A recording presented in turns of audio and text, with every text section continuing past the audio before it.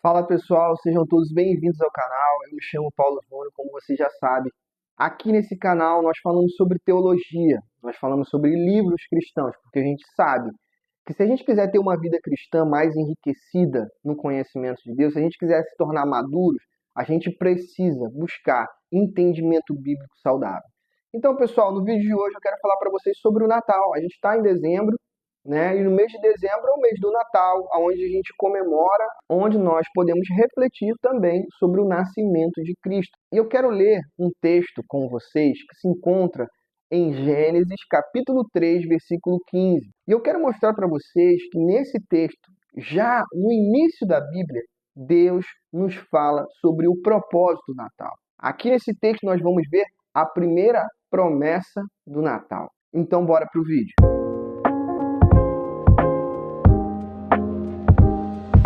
Então, Gênesis capítulo 3, versículo 15, a palavra de Deus diz assim: porém, inimizade entre ti e a mulher, entre a tua descendência e a descendência dela. Esta te ferirá a cabeça e tu lhe ferirás o calcanhar. Com esse texto aqui, eu quero responder 3 perguntas. A primeira pergunta é: o porquê foi necessário essa promessa?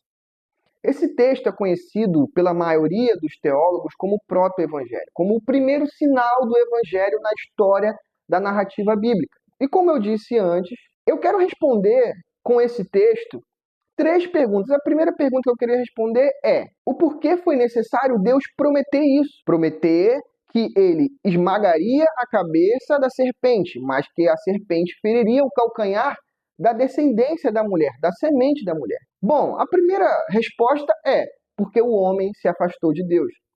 Se você for ler, logo no versículo 8, Deus estava andando pelo jardim e ele pergunta para o homem aonde o homem estava. Essa promessa é necessária porque quando Adão e Eva caíram no Éden, esse pecado original se tornou o nosso pecado.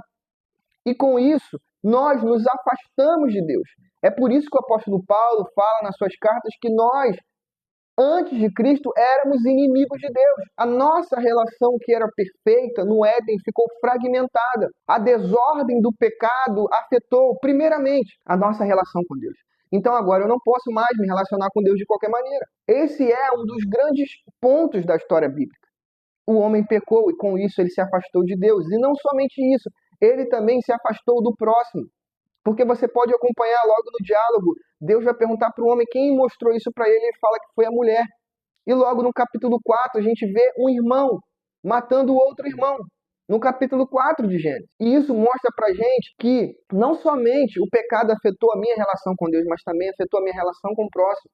E não somente isso, o pecado também afetou a minha relação com a criação. O homem que deveria cuidar da criação, quando Deus chega, se esconde atrás das árvores, mostrando que a nossa relação com a cultura, com a biologia, com o mundo também foi afetada por causa do pecado. E quarto, o homem se afastou do paraíso.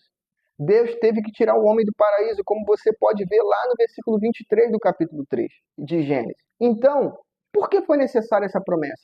Porque nós estávamos afastados de Deus. A partir da queda, o homem agora não tem mais relação com Deus como tinha antes.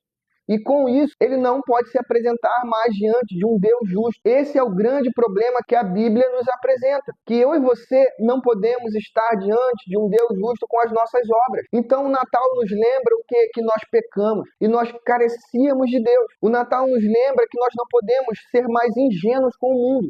Eu não posso ficar usando o meu Instagram de qualquer maneira. Por quê? Porque o mundo caiu. E se o mundo caiu, eu não posso mais usar o meu Instagram de qualquer maneira. Sabe por quê? Porque agora eu estou em conflito com a criação. E a cultura pode me influenciar porque ela está contaminada com o pecado. As relações estão fragmentadas. Então é por isso que muitas das vezes a gente tem problemas familiares. E o pior, nós não temos mais uma relação tranquila com Deus. Agora nós somos inimigos de Deus, nós somos pecadores. Agora eu não sou mais essa pessoa que todo mundo fala, eu sou uma pessoa boa, não faço mal para ninguém. Não, não existe nenhuma pessoa boa na terra. O apóstolo Paulo fala isso em Romanos capítulo 3, que todos pecaram, que não há ninguém que faça o bem, que não há ninguém que busque a Deus. Então o Natal precisa nos fazer lembrar o quê?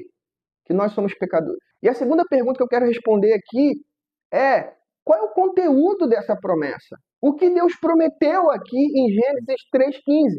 Olha só o que Deus prometeu. Ele prometeu que colocaria inimizade entre a semente da mulher e a semente dos homens, ou a semente de Satanás. É por isso que você vai acompanhando o Antigo Testamento e você sempre vê Deus sinalizando filho dos homens e filhos de Deus. Filho dos homens e filhos de Deus. Porque desde o início Deus já mostrou pra gente que existiria um povo de Deus separado. Essa é a primeira coisa que essa promessa nos mostra. A segunda coisa é que da semente do homem, da semente de Satanás, essa semente iria ferir o calcanhar da semente da mulher, que é quem? Que é Cristo. E o que é essa ferida? É a cruz. A cruz foi a ferida que o mal causou na semente da mulher.